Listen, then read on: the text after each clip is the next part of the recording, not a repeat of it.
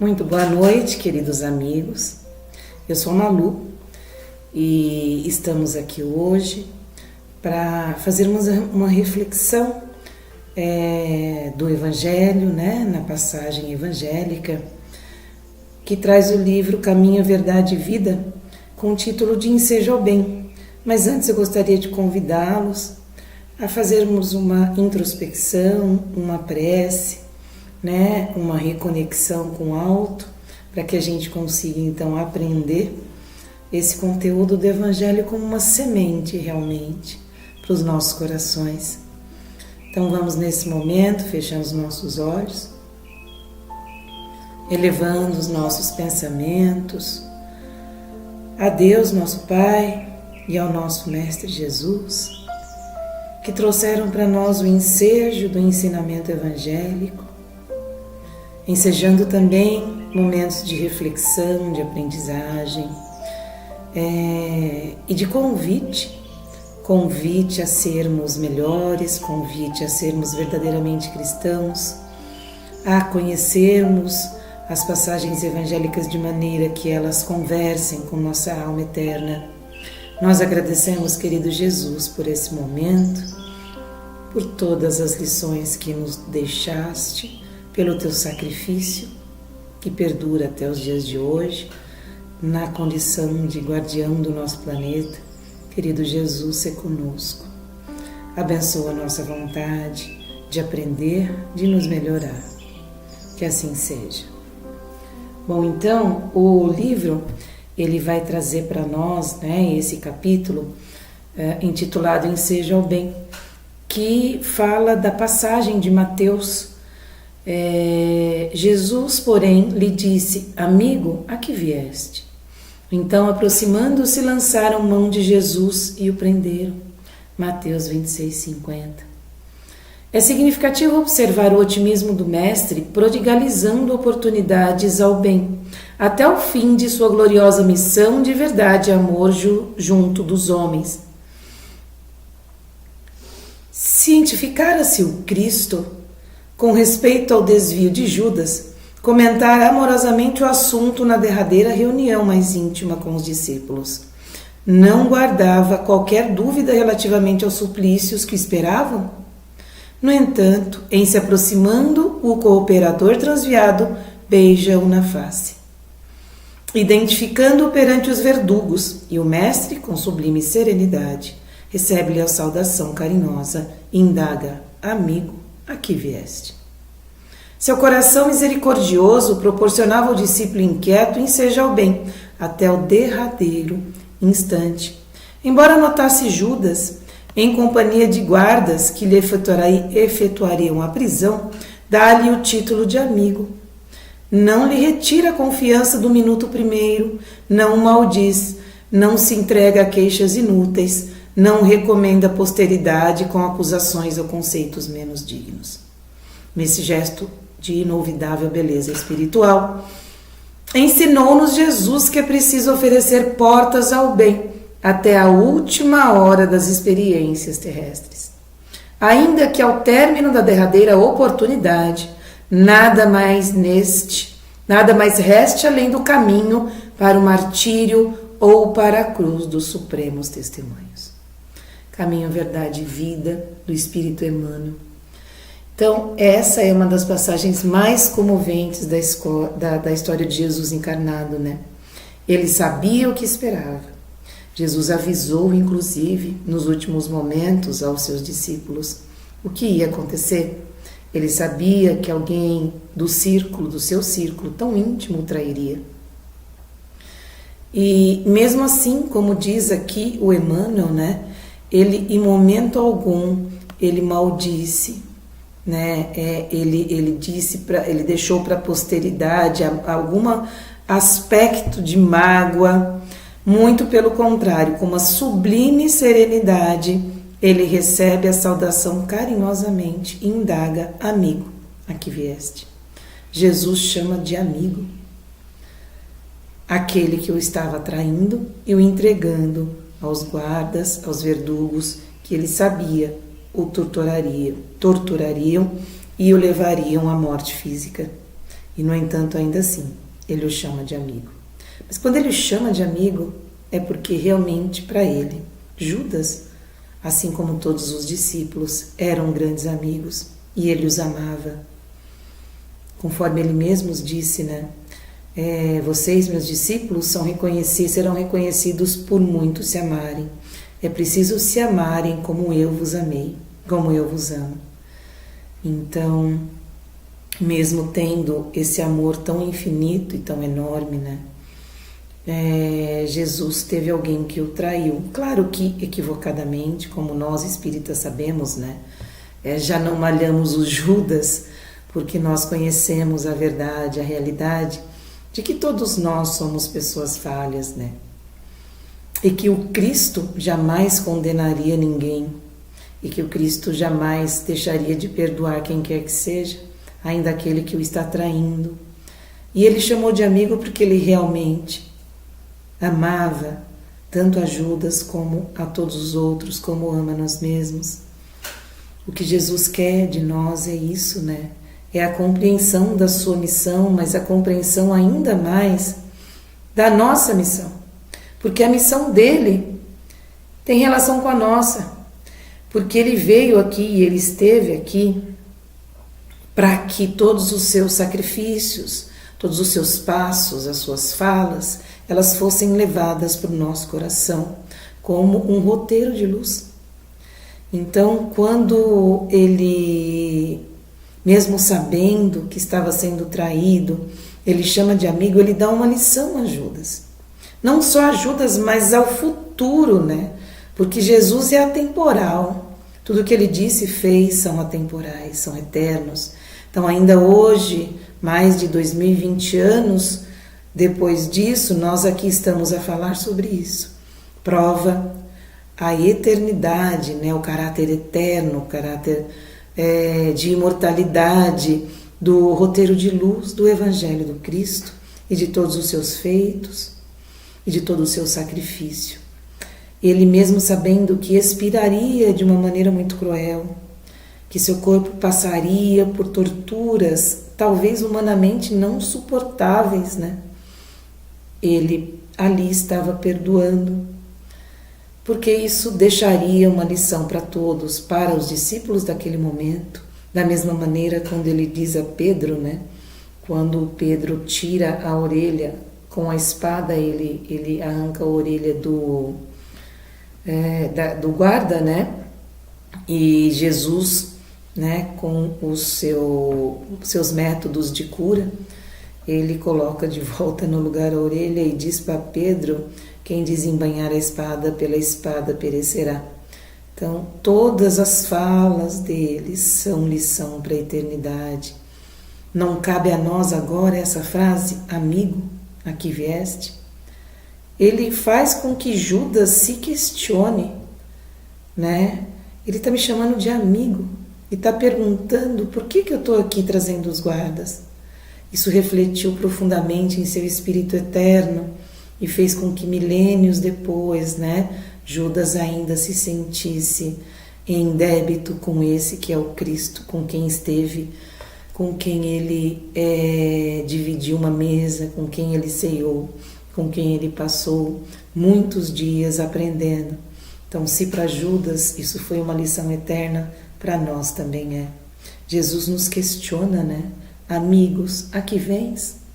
Amigos, o que estão fazendo? Amigos, qual é a sua missão? O que pretendes da sua vida? Que essa frase possa ecoar dentro dos nossos corações, né? Porque também Ele nos tem na condição de amigos muito amados. Também Ele nos ama da mesma maneira que amou os seus discípulos, não fosse, e o seu amor paciente já teria desistido de nós.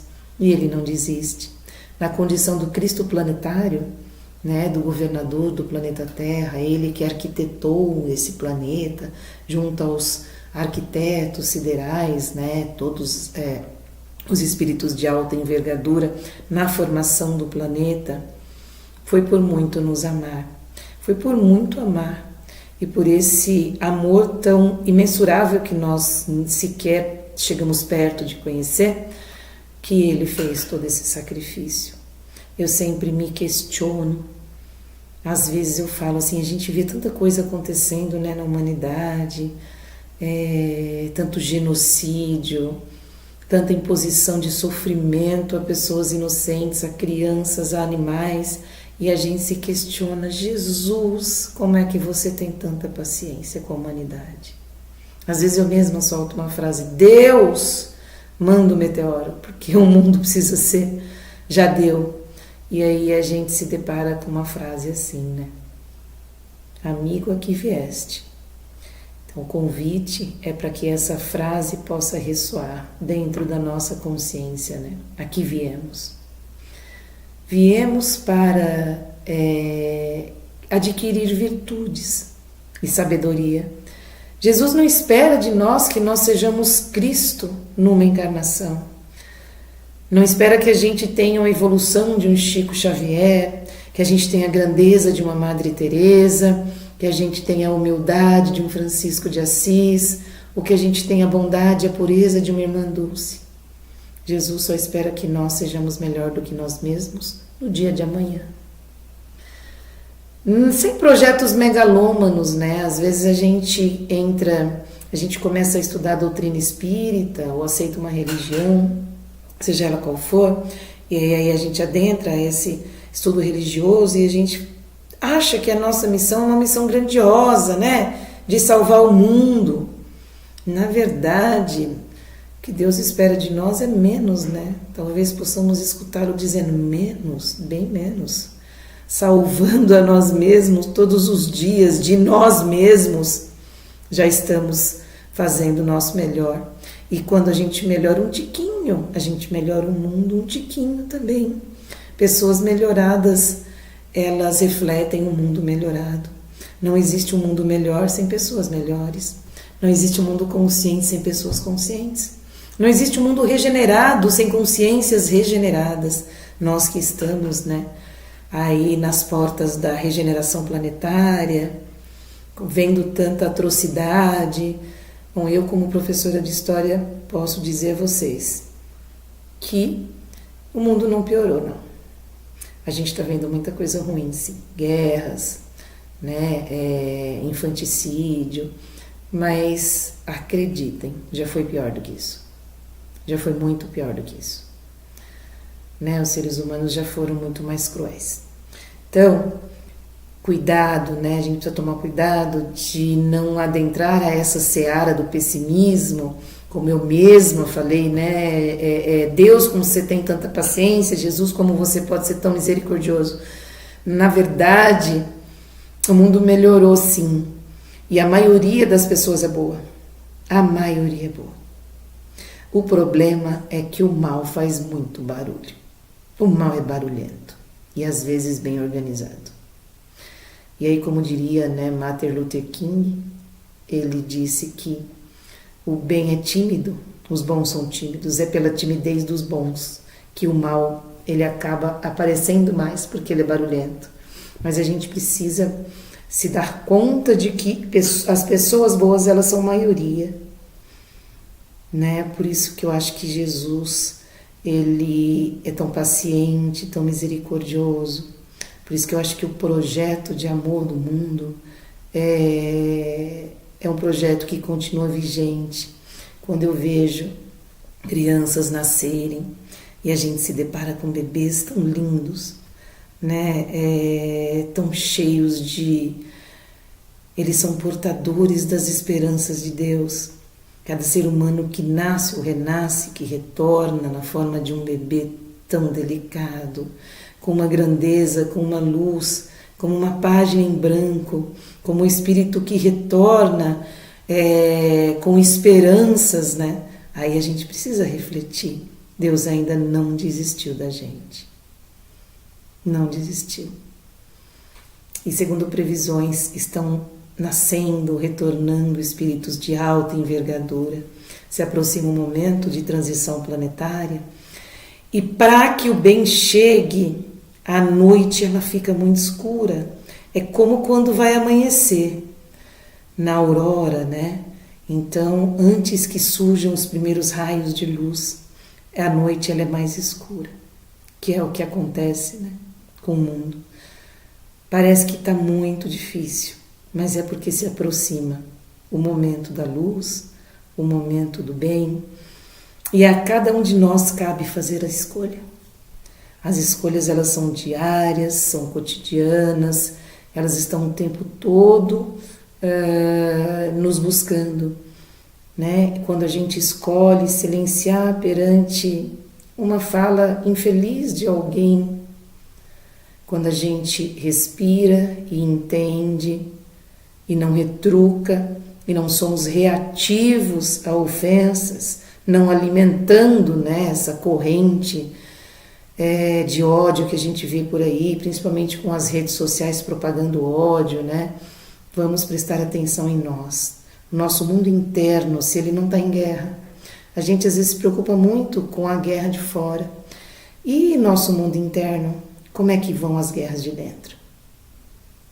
Estamos vencendo as nossas batalhas? Porque a nós o que cabe? Vencer as nossas batalhas diariamente.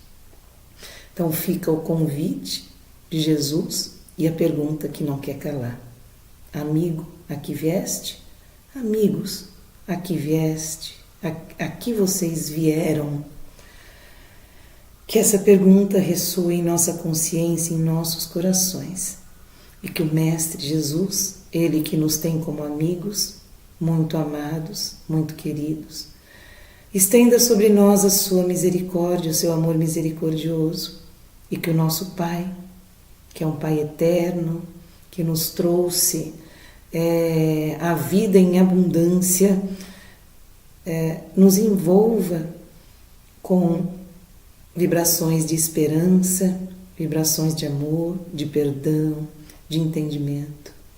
Que sejamos hoje um pouco mais responsáveis, assumindo a autorresponsabilidade ou a responsabilidade por todos os nossos atos, pensamentos e sentimentos, nós mesmos, olhando para dentro de nós e percebendo o quanto em nós é luz. E é essa luz que nós precisamos fazer brilhar, como pediu Jesus um dia. Entender que o perdão do Cristo, o perdão de Deus, nos acompanha. Ainda que nós ainda não consigamos nos perdoar, seja lá pelo que for, vamos entender que o perdão do Cristo nos banhou. Até na cruz, no seu momento de maior martírio aqui na terra, Ele nos deu a lição do perdão.